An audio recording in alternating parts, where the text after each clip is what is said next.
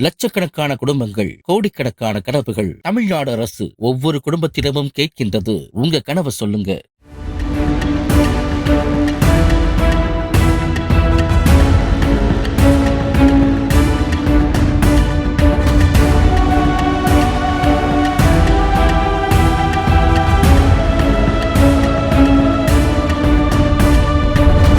சென்னை அண்ணா நகரில் பழச்சாறு விற்பனை கடையில் தீ விபத்து ஏற்பட்டது. உணவை சூடாக வைக்க எண்ணெயை சூடாக்கும் மின்சாதனத்தில் ஏற்பட்ட மின்கசிவால் இந்த விபத்து நேர்ந்ததாக கூறப்படுகிறது.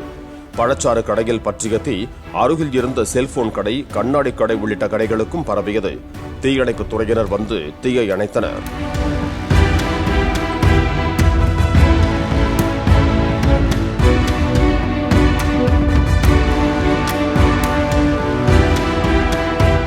லட்சக்கணக்கான குடும்பங்கள், கோடிக்கணக்கான கனவுகள். தமிழ்நாடு அரசு ஒவ்வொரு குடும்பத்திடமும் கேட்கின்றது, உங்க கனவை சொல்லுங்க.